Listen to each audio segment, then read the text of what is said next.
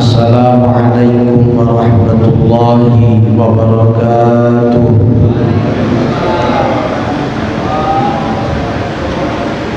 Bismillahirrahmanirrahim. Alhamdulillahilladzi ja'ala syahra Ramadan wa huwa syahrus shiyam. Asyhadu an la ilaha illallah al-malikul 'alam wa asyhadu anna sayyidana Muhammadan 'abduhu wa rasuluhu sayyidul anam. Allahumma shalli wa sallim wa barik ala asyrafil 'arabi wal 'ajam wa imami Makkah wal Madinati wal Haram wa ala alihi wa ashabihi wa zurriyyatihi wa atba'ihi ila yaumil jazaa'i wal jazaa, amma ba'd. Faqad qala Allah subhanahu wa ta'ala fi kitabihil karim wa huwa asdaqul qailin. A'udzu billahi minasy syaithanir rajim. Bismillahirrahmanirrahim. Wa man a'rada an dzikri fa innahu ma'isyatan danka. Wallahu a'lam bishawab. Hadirin jamaah salat fardu subuh yang dimuliakan oleh Allah Subhanahu wa taala. Tentunya yang saya muliakan segenap orang tua dan juga tuan haji, juga yang saya muliakan Ketua Masjid As-Sakinah beserta jajaran daripada pengurus masjid ini. Umumnya yang saya muliakan jamaah yang dimuliakan oleh Allah, yang tentunya pada kesempatan ini tidak dapat saya sebutkan namanya satu persatu, namun tidak mengurangi rasa hormat dan ta'zim saya kepada jemaah semuanya.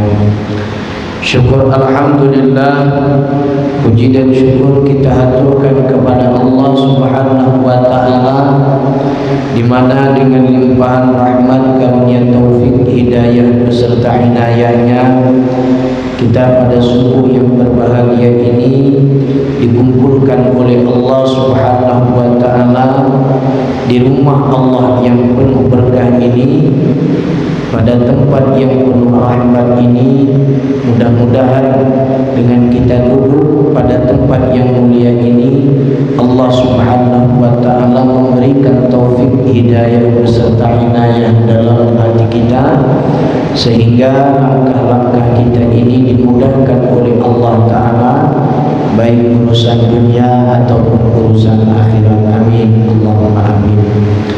Berikutnya salawat dan salam kita haturkan buat roh paduka alam, yakni junjungan kita Nabi besar Muhammad sallallahu alaihi wasallam.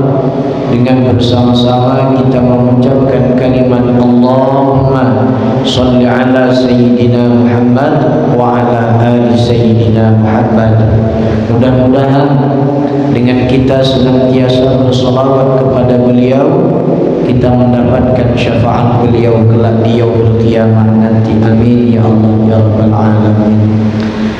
Hadirin yang dimuliakan oleh Allah Subhanahu wa taala, kita pada subuh yang mulia ini dikumpulkan oleh Allah taala.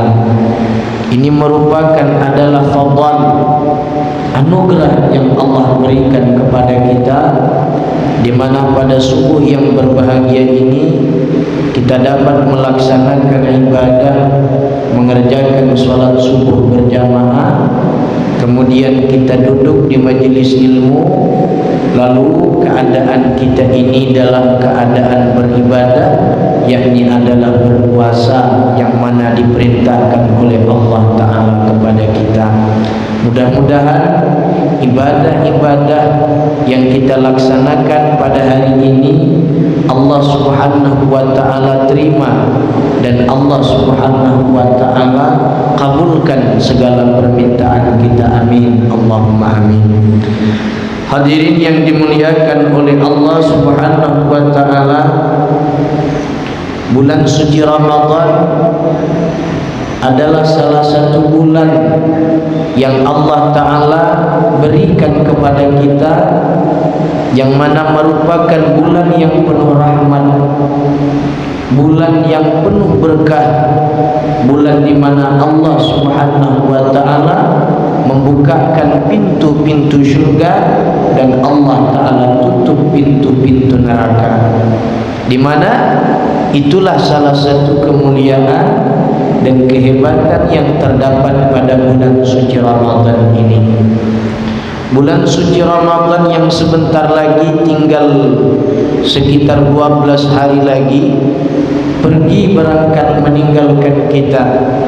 Dia pergi tidak diundang, dia datang tidak diundang, dan pergi pun tidak dapat dihalang, yakni adalah bulan suci Ramadan yang Allah Ta'ala berikan kepada kita, di mana hendaknya ada satu buah kenangan yang berkesan yang ada pada bulan Ramadan kali ini.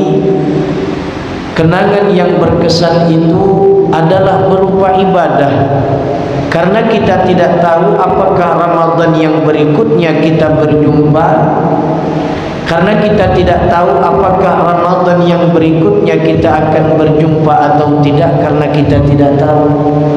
Maka kesempatan yang baik ini hendaknya ada kenangan-kenangan yang terindah, kenangan-kenangan yang terhebat pada bulan Ramadan kali ini, mumpung Allah Ta'ala menganugerahkan pada diri kita.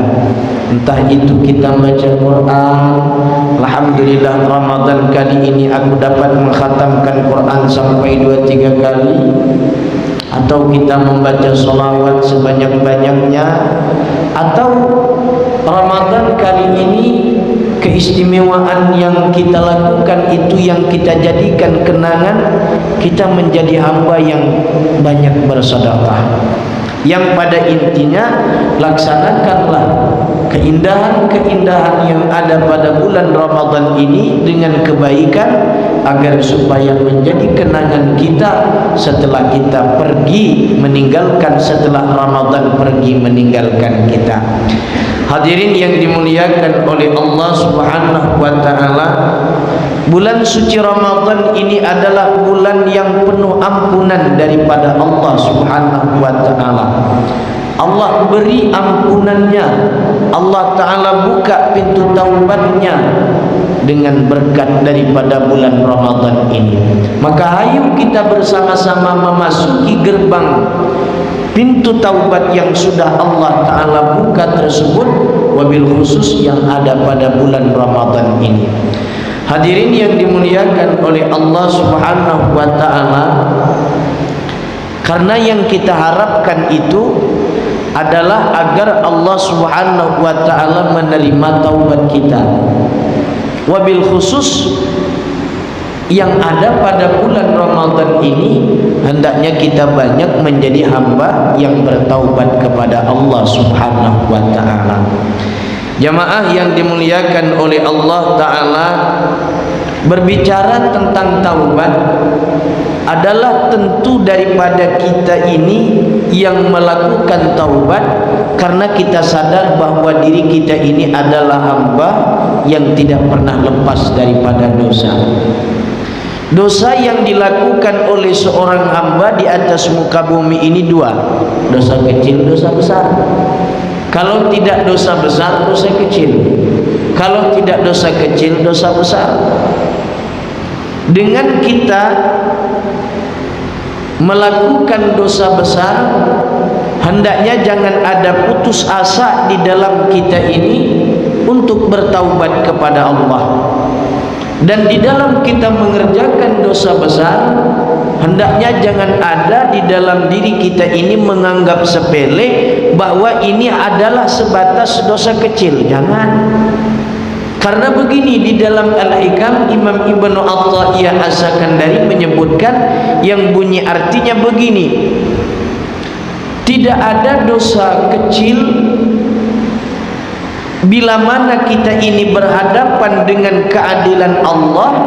Dosa kecil yang kita miliki, bila Allah menghitung kita dengan seadil-adilnya kelak di yaumil mahsyar, itu bisa menjadi besar di hadapan Allah. Dan tidak ada dosa besar yang kita miliki bila mana Allah Ta'ala datang menjumpai kita, bila mana Allah menghitung dosa besar kita itu dengan keelokannya, dengan jamalnya, dosa besar yang kita miliki itu tenggelam di lautan maafnya Allah, tenggelam di lautan ampunannya Allah Subhanahu wa Ta'ala. Dosa kecil yang kita miliki jangan kita anggap sepele. Dosa besar yang kita miliki jangan membuat diri kita ini putus asa di dalam bertaubat kepada Allah Subhanahu wa Ta'ala. Karena dosa besar yang kita miliki, bila mana Allah Ta'ala datang mati kita nanti, bila Allah datang menjumpai kita, menghitung kita ini dengan jamal dan keelokannya, dosa besar yang kita miliki itu tenggelam di lautan maafnya Allah. Begitu juga sebaliknya, dosa kecil yang kita miliki ini, bila kita meninggal dunia belum sempat bertaubat kepada Allah, bila Allah datang menghitung kita, walau itu dosa kecil, Allah Ta'ala hitung dengan seadil-adilnya, dosa kecil itu bisa menjadi besar di hadapan Allah Subhanahu wa Ta'ala. Kita meninggal dunia ini kan belum ada ketentuan pasti nih, baik dia seorang hafiz, dia seorang alim, dia orang yang kaya, dia seorang pejabat, belum ada ketentuan pasti ketika dia meninggal dunia ini nanti dia didatangi oleh Allah Ta'ala. Apakah Allah nanti menghitung dia dengan jamalnya, atau dengan qaharnya, atau dengan keadilannya? Kan belum ada kepastian. Kalau Allah menghitung kita ini nanti dengan keadilannya, habis dosa kecil jadi besar, apalagi dosa besar. Tapi bila mana Allah Ta'ala datang nanti menghitung kita dengan menggunakan jamal keelokannya, dosa besar yang kita miliki itu bisa menjadi terhapus di sisi Allah Subhanahu wa Ta'ala. Tapi tidak ada kepastian kita ini, baik dia seorang tuan haji atau dia seorang ustaz, ketika dia meninggal dunia belum ada kepastian yang pasti. Apakah Allah nanti menghitung dia dengan jamalnya atau dengan keadilannya? Belum ada yang pasti. Maka oleh ketidak ada kepastian itu, oleh ulama tasawuf, wabil khusus al-Imam Ibnu Athaillah As-Sakandari mengajarkan kepada kita, sebagaimana diutarakan oleh Imam Ibnu Ajibah di dalam kitab Al-Minahul Qudsiyah, karena ketidak ada kepastian itu hendaknya kita mengambil sikap. Yang pertama, terus bertaubat kepada Allah. Yang kedua, jangan putus asa di dalam kita merasa bahwa kita ini banyak dosa. Dan yang ketiga, hendaknya yang perlu kita tanamkan itu adalah rasa harapan kita kepada Allah. Yang kedua, rasa takut kita kepada Allah Subhanahu wa Ta'ala. Harapan tetap kita tancapkan ke dalam hati. Harapannya adalah setelah kita bertaubat ini Allah ampuni dosa kita. Rasa takut juga harus kita tanamkan ke dalam hati kita. Bila kita menanamkan rasa takut, jangankan dosa besar, dosa kecil pun aku berhati-hati untuk melakukan itu.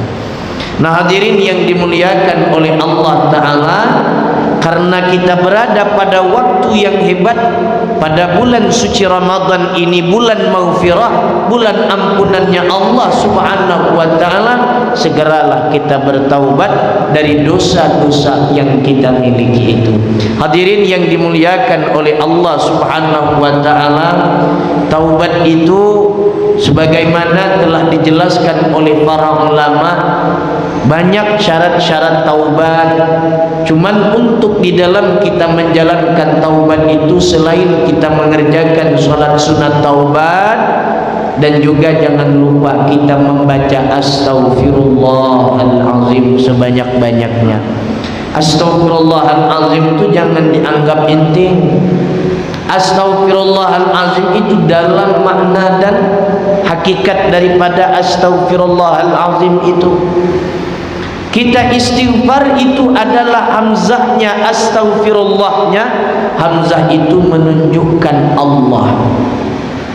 Sinnya itu adalah sanaullah, menunjukkan anugerah daripada Allah. Dan ta itu adalah taubat, itu hanyalah kepunyaan Allah. Dan ghainnya itu adalah maknanya ghafur, artinya Allah yang maha menerima taubat.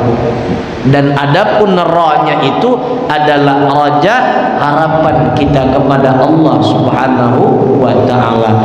Dan fa-nya itu adalah al-wafa, yang kita harapkan mohonan agar Allah Ta'ala memberikan taubat kepada kita, memberikan pintu taubat kepada kita. Maka baca sebanyak-banyaknya astaghfirullahalazim agar Allah memberikan pintu taubatnya, agar Allah menghapus dosa kita. Hadirin yang dimuliakan oleh Allah Subhanahu wa ta'ala, mudah-mudahan langkah kita pada bulan Ramadan ini Allah Ta'ala mudahkan di dalam kita bertaubat. Amin, Allahumma amin. Percuma kalau siang puasa, malam bantai melakukan maksiat, malam kita beribadah, siang kita buat maksiat, itu termasuk golongan sia-sia di dalam kita melakukan ibadah. Maka sebaik-baik di dalam langkah kita ini adalah orang yang bertaubat kepada Allah Subhanahu wa ta'ala. Hadirin yang dimuliakan oleh Allah Ta'ala, minggu lalu itu kita telah menjelaskan rukun puasa yang pertama, yakni adalah niat. Rukun puasa yang pertama adalah niat. Niat itu adalah wajib kita lakukan pada puasa-puasa yang wajib. Puasa yang wajib kita jatuhkan niat itu pada malam hari. Puasa yang wajib itu seperti puasa di bulan Ramadan, puasa nazar, puasa membayar qadha, dan juga termasuk puasa membayar kifarat. Itu adalah bentuk daripada puasa-puasa yang wajib.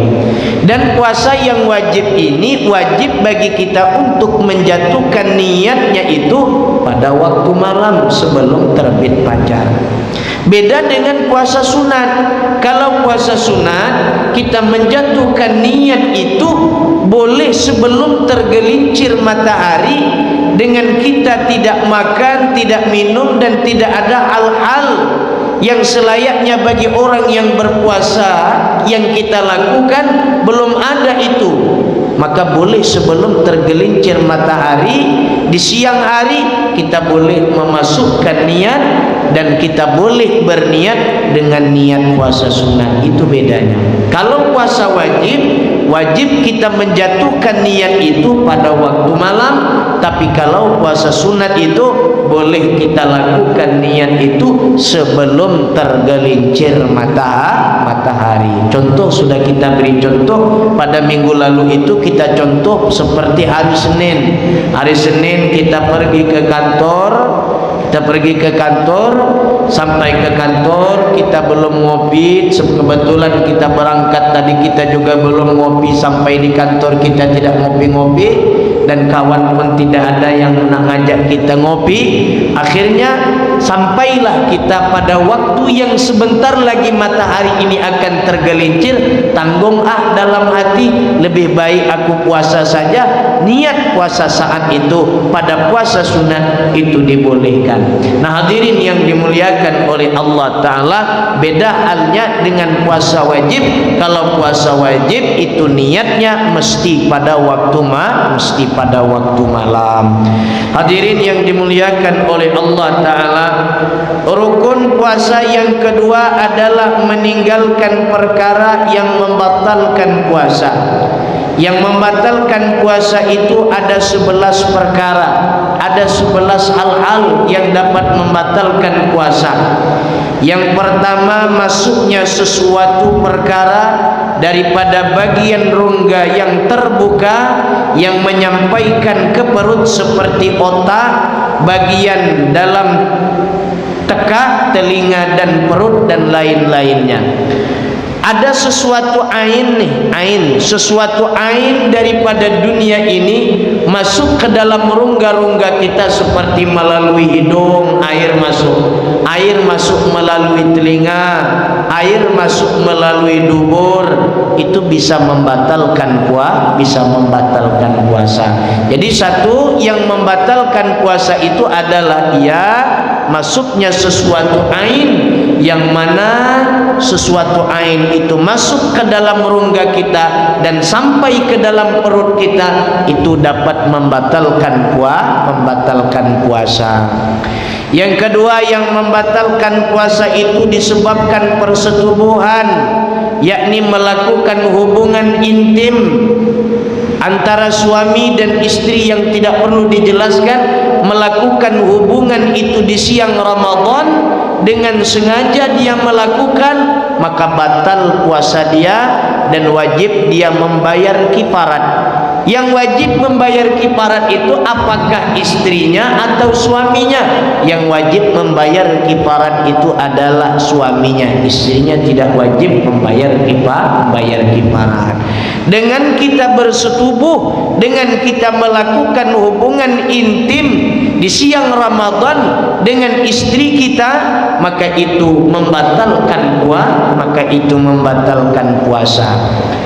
Bagaimana kalau kita bersetubuh dengan hewan? Maaf cakap, di siang Ramadan seorang pengembala kambing sudah tak tahan lagi lihat paha kambing seperti anak gadis cantik. Siang Ramadan tak tahan lagi, dibantai dialah kambing itu, sikat dialah. Apakah batal puasa? Tetap batal. Ayam umpamanya dia bersetubuh dengan ayam, batal juga puasa dia. Ikan dengan ikan umpama andai kata, batal puasa dia. Jadi yang kedua yang membatalkan puasa itu adalah persetubuhan, sama ada dengan manusia ataupun dengan hewan. Kemudian yang ketiga yang membatalkan puasa itu khurujul mani, keluarnya sperma, baik dengan cara onani ataupun dengan cara persetubuhan tadi. Keluar sperma, maka itu dapat membatalkan puasa. Dan yang keempat yang membatalkan puasa itu adalah muntah dengan sengaja. Siang Ramadan sengaja dia muntah, itu membatalkan puasa. Dan kemudian yang kelima yang membatalkan puasa haid. Seorang perempuan habis sahur, kemudian tidur, sholat subuh, kemudian tidur, kemudian pas mau sholat duha jam 9 keluar darah haid, maka itu batal puasanya. Dan kemudian yang keenam yang membatalkan puasa itu nifas. Yang ketujuh yang membatalkan puasa itu melahirkan, walau tidak mengeluarkan cairan apa-apa. Bila dia melahirkan maka batal puasa. Bulan suci Ramadan ada wanita melahirkan, darah tidak keluar, baik darah haid ataupun darah darah wiladah tidak keluar. Pokoknya jenis cairan apapun tidak ada yang keluar ketika dia melahirkan, maka tetap puasanya itu jadi batal. Dan kemudian yang kedelapan yang membatalkan puasa itu gila, walau lahzatan, walaupun sebentar gilanya itu.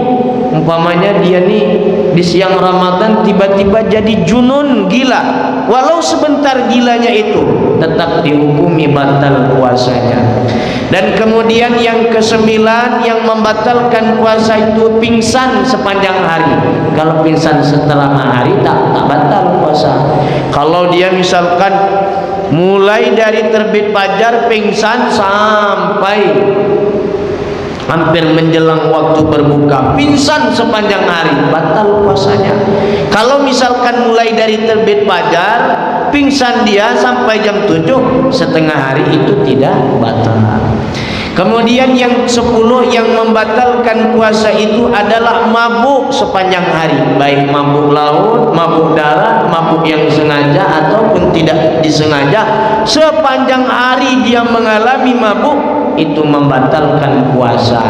Dan yang ke-11 yang membatalkan puasa itu adalah murtad. Nauzubillah, jangan sampai ada pada diri kita ini murtad. Di tengah-tengah puasa keluar dia dari agama Allah Ta'ala ini, maka dengan sendirinya puasanya itu jadi batal. Itulah tadi hal-hal yang membatalkan puasa. Ada 11 perkara yang sudah kita sebutkan tadi, tetapi yang 11 perkara itu berlakunya apabila kita lakukan itu. Pertama, kita tahu, yang kedua kita sengaja, dan yang ketiga kita sadar bahwa kita sedang berpuasa, dan yang keempat bahwasanya dengan tidak ada jalan yang dipaksa oleh orang lain.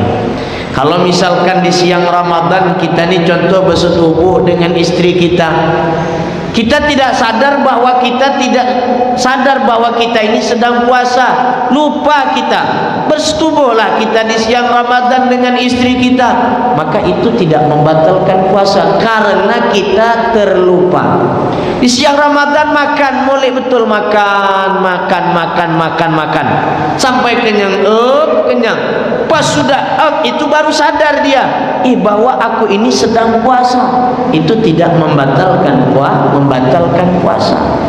Tapi kalau dia tahu bahwa makan membatalkan puasa, sengaja pula lagi dia makan, dan dia sadar bahwa dia sedang puasa dan tidak dipaksa orang, maka itu bisa jadi batal puasanya. Macam mana kalau kita di siang Ramadan umpamanya dipaksa orang kita ini untuk makan, dipaksa orang kita ini untuk makan, batalkah atau tidak puasa kita? Itu tidak, karena dipaksa orang dengan ancaman yang pasti. Engkau kalau tidak makan nasi ini kau tembak, engkau kalau tidak makan kau mati nih. Nah, itu dipaksa orang makan kita, maka itu tidak membatalkan puasa. Hadirin yang dimuliakan oleh Allah Ta'ala, sekarang kita melanjuti sunat-sunat ketika berpuasa. Di antara perkara yang disunatkan ketika berpuasa ialah yang pertama bersahur. Bermula waktunya itu setelah masuk pertengahan kedua daripada malam. Rasulullah sallallahu alaihi wasallam bersabda, ujar Nabi kita sallallahu alaihi wasallam, tasaharu fa inna fis sahuri barakah. Nabi kita sallallahu alaihi wasallam bersabda, kata Nabi, bersahurlah kalian karena sesungguhnya pada sahur itu terdapat keberkahan, yakni terdapat kebaikan. Satu, hal-hal yang disunatkan ketika kita berpuasa atau ketika kita hendak berpuasa, sunat bagi kita itu adalah melaksanakan makan sahur. Makan sahur itu kapan waktunya? Waktunya itu adalah di pertengahan kedua daripada waktu malam. Syarahnya adalah makan sebelum pertengahan malam tersebut itu tidak disebut dengan sahur. Umpamanya belum masuk lagi pertengahan malam, belum lagi jam 1, belum lagi jam 2, dia makan jam 11, itu tidak dihitung sahur. Tapi kalau dia makan jam 2, jam 3, itu sudah terhitung sahur. Mengakhirkan sahur itu hukumnya adalah sunnah. Dan bersahur itu kata Nabi SAW adalah berkah. Bersahur itu membawa berkah.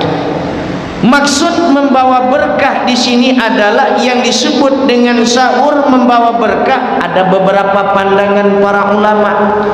Kalau misalkan didommahkan ainnya suhur, kita baca suhur nih, maka maksudnya adalah makan dan minumnya itu membawa berkah, dapat menahan, dapat memberi kekuatan kita dalam puasa. Kalau kita membacanya adalah dengan kata sahur, dibaca sahur tidak didomahkan ainnya, maka yang dimaksud dengan berkah di situ adalah bertambah-tambahnya kebaikan. Nah, hadirin yang dimuliakan oleh Allah Ta'ala, jadi yang pertama yang disunatkan di dalam kita berpuasa itu atau ketika kita hendak berpuasa, yakni adalah bersahur. Yang afdalnya bersahur itu dilewatkan bersahur sehingga hampir terbit fajar. Ini berdasarkan hadis Nabi kita sallallahu alaihi wasallam. Apa kata Nabi kita? La tazalu ummati bi khairi ma ajalul fitra wa akharus sahura.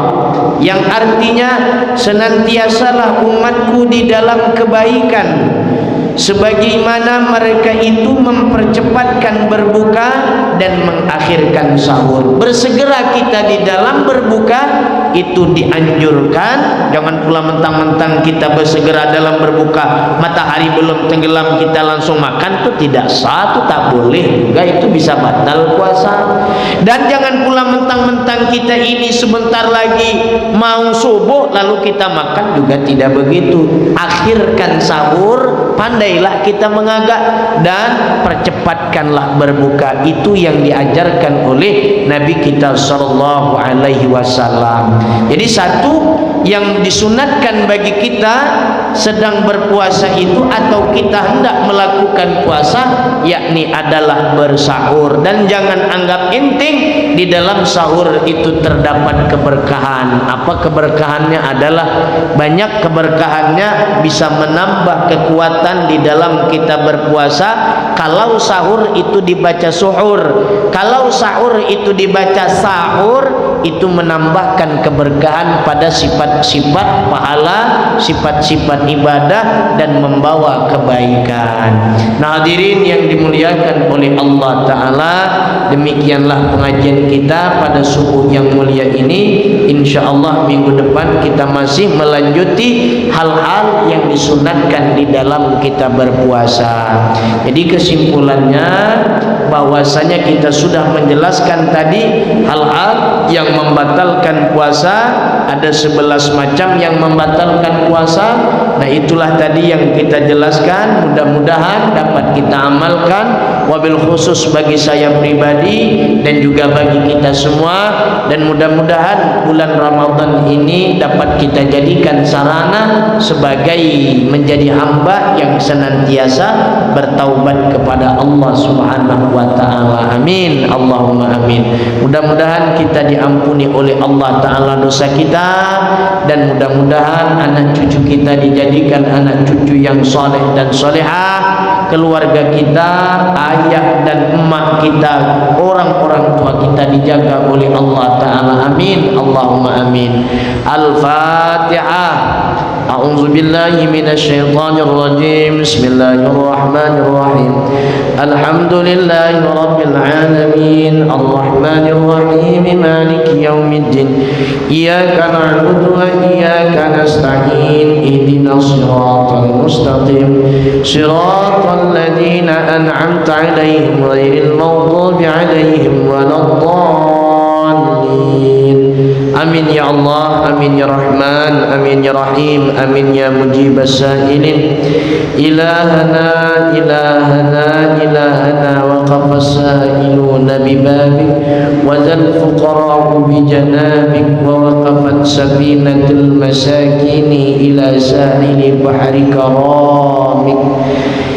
يرجون الجواز إلى راحة رحمة ونعمتك. إلهنا إلهنا إلهنا ربح الصائمون وفاز القائمون وناجى المخلصون ونحن عبيدك مذنبون فارحمنا برحمتك وجد علينا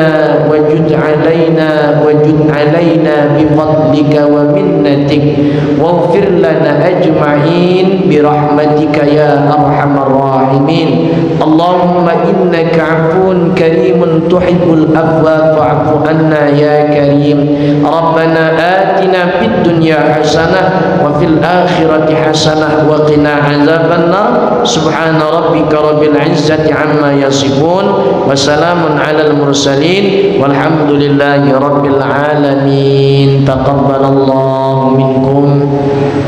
Mudah-mudahan doa kita diijabah oleh Allah.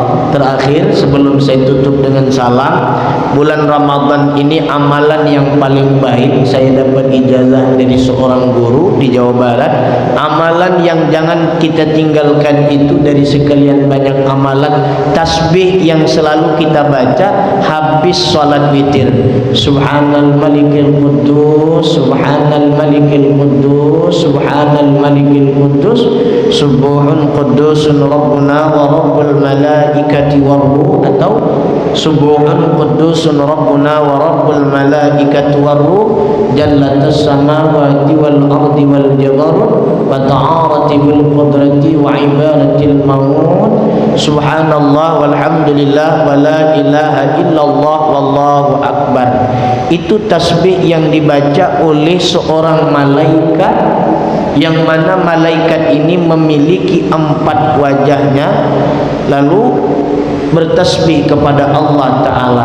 Dan ini yang diajarkan oleh Nabi kita Sallallahu Alaihi Wasallam. Barang siapa yang mengamalkan tasbih ini, baik selepas salat tarawih atau salat witir, wabil khusus di bulan Ramadan, Allah akan tutupi kekurangan-kekurangannya itu. Jangan ditinggalkan. Di sebahagian masjid sudah ada yang meninggalkan itu. Jangan kita tinggalkan. Jangan diubah-ubah yang sudah diajarkan oleh ulama itu, jangan. Karena kita ini bukan ulama, kita ini ikut kepada ulama. Atau boleh juga amalan tadi itu kita lakukan luar daripada selepas daripada sholat witir di siang hari di bulan Ramadan. Silakan baca, minimal bacaannya itu sebanyak 10 kali tiap-tiap hari di bulan Ramadan. Tak sampai panjang kami hafal, cukup Subhanal Malikil Quddus, Subhanal Malikil Quddus, Subhanal Malikil Quddus, Subuhun Quddusun Rabbuna wa Rabbul Malaikatu Warruh, atau Malaikati Warruh. Amalkan. Itu ijazah tidak kaleng-kaleng saya dapatnya. Itu ijazah dari seorang mursyid, dari seorang guru di Jawa Barat. Mudah-mudahan kita dapat mengamalkan itu. Amin. Allahumma amin. Ampun, maaf, minta halal, minta ridha. Akhir kata dari saya, wabillahi taufiq wal hidayah. Assalamualaikum warahmatullahi wabarakatuh.